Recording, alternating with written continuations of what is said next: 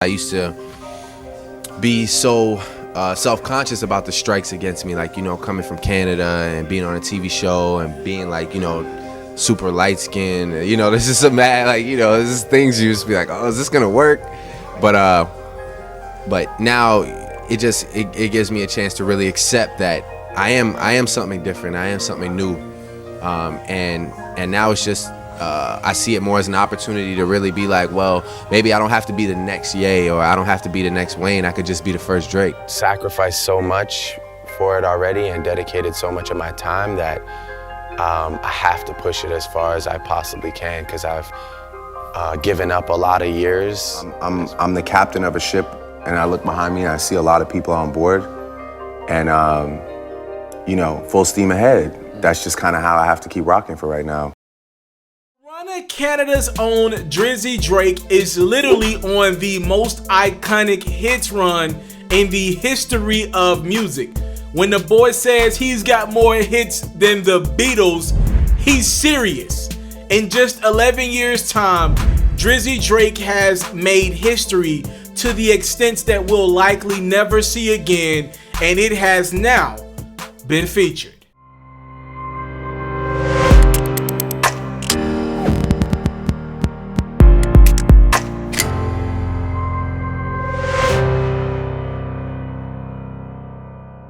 Earlier this year, Drizzy Drake surpassed by the Glee cast for the most Hot 100 entries of all time. Just to be clear, Hot 100's list was created by Billboard back in August of 1958.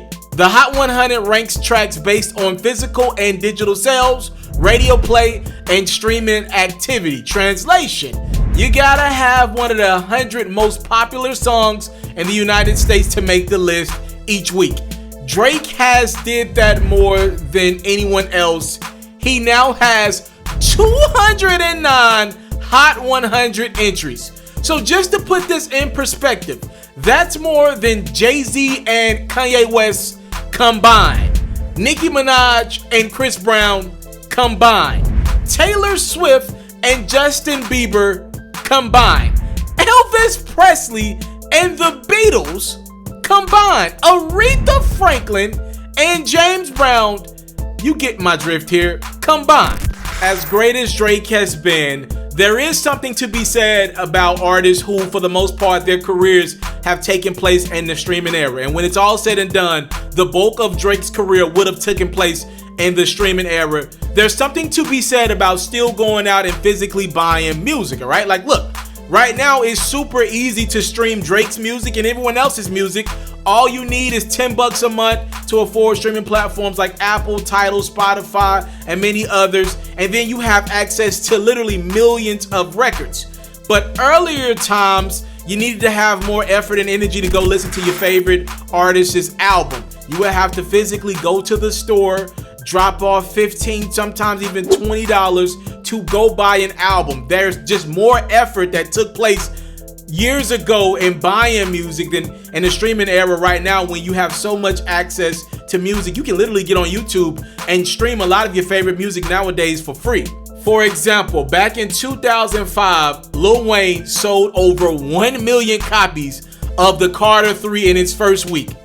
That means 1 million people had to go to the store and physically get their hands on Lil Wayne's Carter 3 album, deal with lines, other things, sellouts, all that stuff. That's a tad bit harder than just having your phone in your hand and going to YouTube and audio streaming platforms all over. Speaking of Lil Wayne, in the 2000s, many people believe no other rapper could have the success on the Hot 100 list like Lil Wayne. He's got 168 Hot 100 hits, but Drake has even passed by his mentor, and it ain't even that close anymore. I think when I first started out, I just wanted to be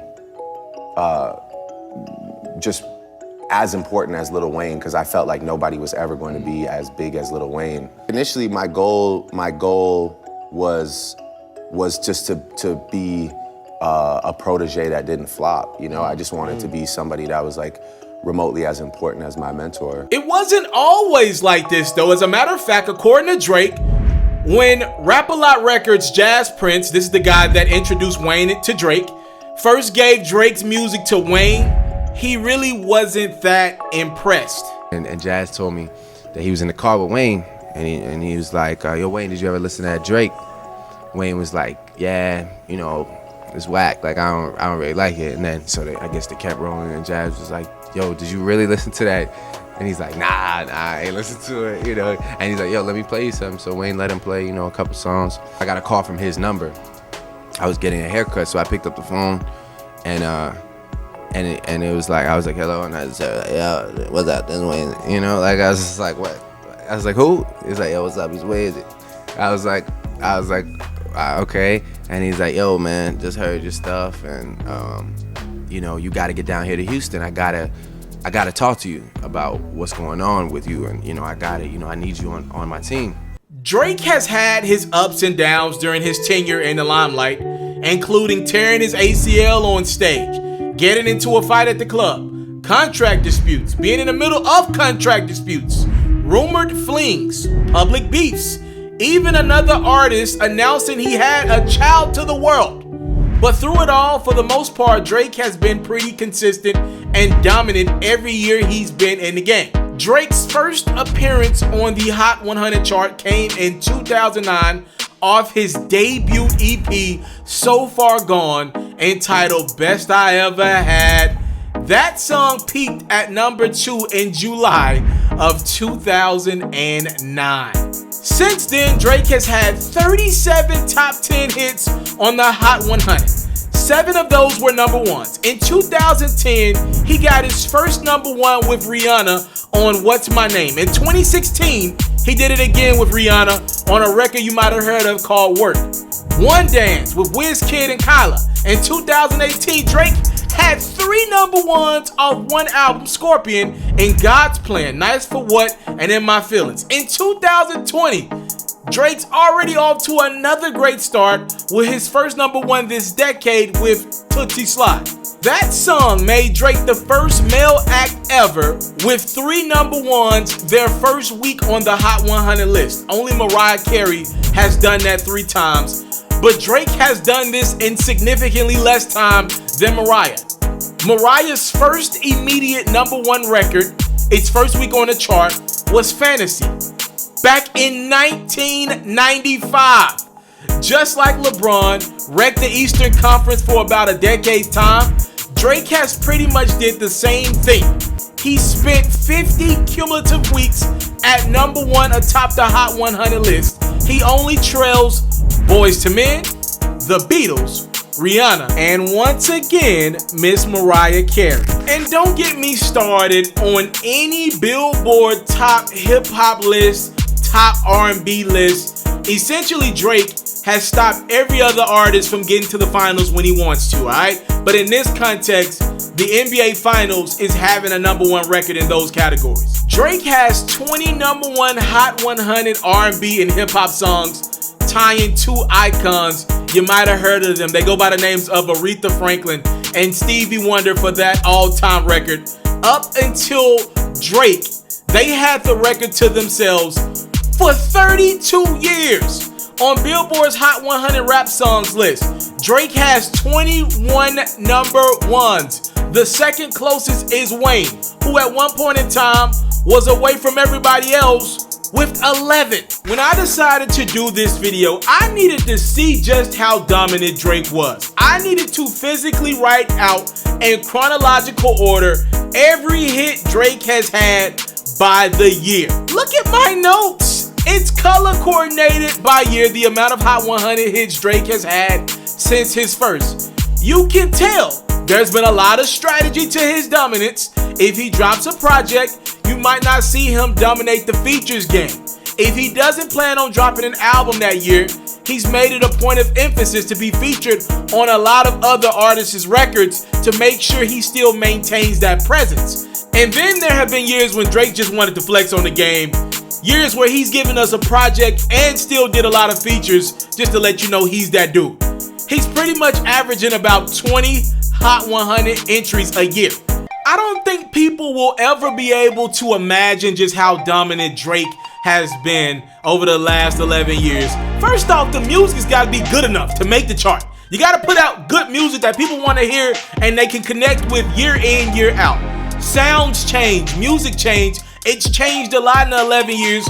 Drake has adjusted pretty well, and overall his sound has maintained throughout the last decade and some change. Then you gotta know when to go away and come back so people can miss you and want to hear you again. Drake has done all those things with the best of them. That's how he's been able to put these impressive numbers on the board. Look, I don't know when Drake will call it quits. As I make this video, seriously, I'm not even joking right now. He literally just dropped another project that's probably gonna light these charts up again. Some people say Drake drops entirely too much music. Some people say he's dropped a lot of great individual records, but he lacks the classic bodies of work like his rap counterpart Kendrick Lamar. We've never seen this. Personally, I don't believe we'll ever see anything like this again. Look, there are a lot of artists that can get into the game nowadays, but there are not too many artists staying around for multiple years, let alone 3, 4, 5, 10-year stretches in the game right now. When you got every fan base at your show, I'm talking about from the 65-year-old white guy that doesn't listen to any other rap music outside of Drake. Then you got the street dude that also comes to your show, the 13-year-old kid that'll come to your show and rock out with your music. There's a lot of power in that, and I can only imagine what goes through Drake's mind when he thinks about, dang, I got a lot of power, I got a lot of control. Why would I stop now? I do have trouble thinking of myself rapping like past 40.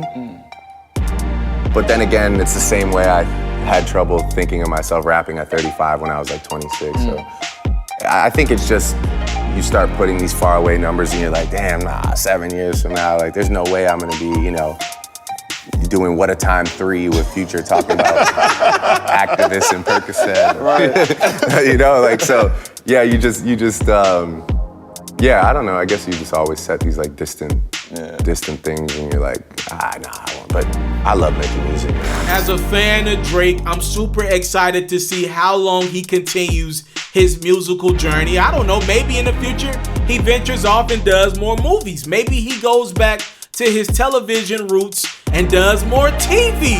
Who knows? Here's what I do know.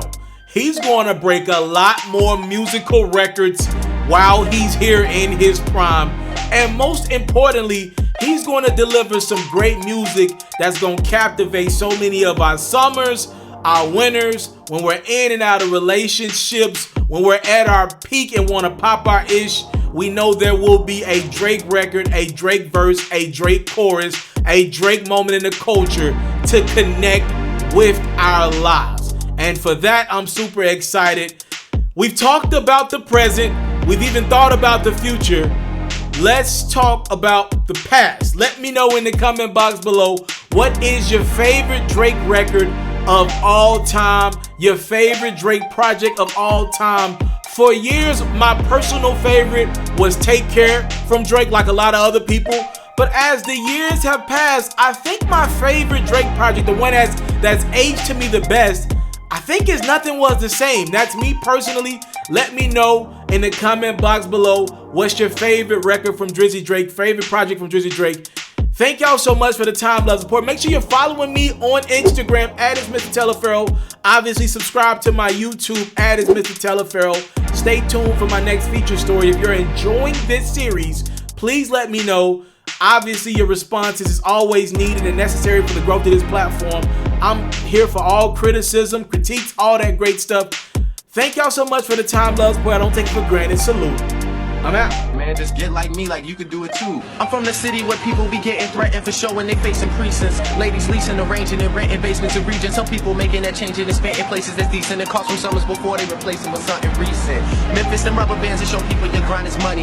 Here they just quick to see it and claim it. It's kind of funny. They buy into the gimmick instead of saying it's him again. They tried and it take them too long to realize they mimicking. Said that people had trouble naming their favorite rapper. Most of them getting older, none of them in the trap. And in reality, they working, but none of them on the map. snap. They wanna have these videos like T.I.P. and B.I.G. and female singers wanna be Ciara, her and D.R.E. and somebody that they can call their own for that they D.I.G. They rather say I sound like her instead of saying C.I.Me.